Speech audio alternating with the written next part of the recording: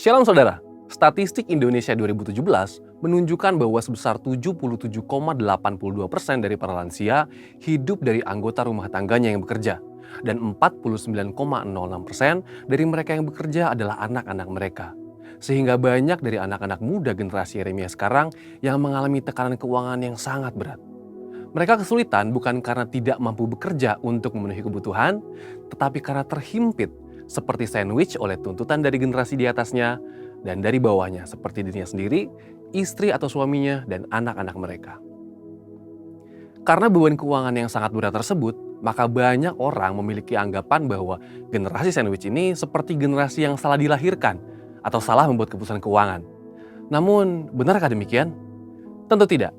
Kita adalah generasi Yeremia, yaitu anak-anak muda yang dipenuhi Roh Kudus, cinta mati-matian kepada Tuhan Yesus, tidak kompromi terhadap dosa, dan akan bergerak untuk memenangkan jiwa.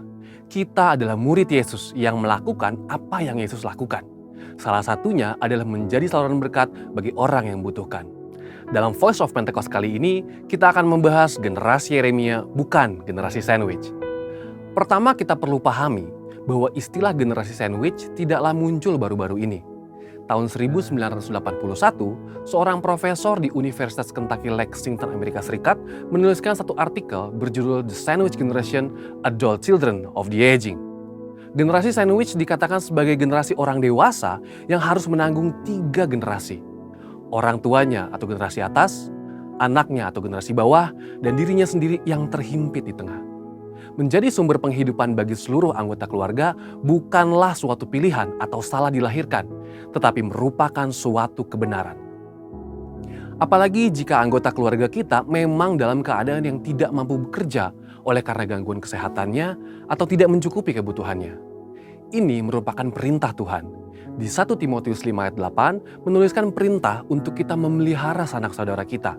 Jika kita tidak peduli pada kondisi keluarga kita, Rasul Paulus katakan kita lebih buruk dari orang yang tidak beriman.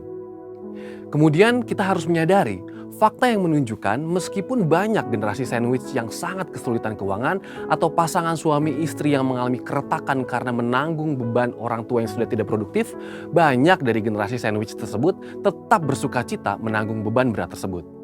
Namun, ada 2 alasan besar yang mengakibatkan definisi generasi sandwich mempunyai konotasi yang negatif oleh karena mereka menjadi generasi yang terjepit.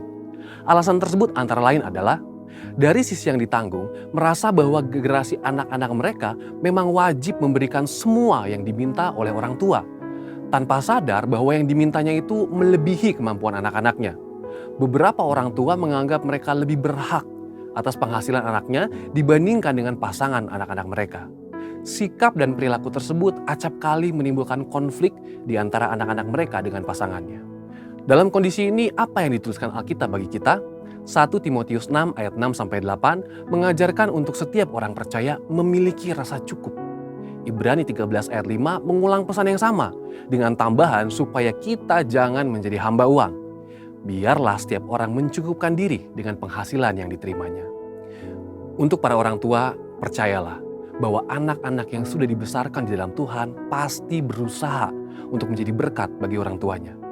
Dari sisi penanggung, mereka gagal memahami bahwa kita harus menghormati orang tua kita seperti yang firman Tuhan katakan di salah satu dari 10 perintah Allah. Sehingga akan baik keadaan kita dan lanjut umur kita, firman Tuhan katakan di Ulangan 5 ayat 16. Tetapi memang kita harus senantiasa minta tuntunan Roh Kudus agar dapat membedakan prioritas dalam mengatur keuangan. Seperti misalnya bisa membedakan kebutuhan-kebutuhan antara keluarga inti dan keluarga besar. Di samping itu, Tuhan Yesus juga mengatakan di Lukas 14 ayat 28 mengenai perlunya sebuah perencanaan. Dalam hal ini adalah perlunya memiliki sebuah perencanaan keuangan agar kita bisa mencukupi di masa depan dan tidak menjadi generasi sandwich selanjutnya.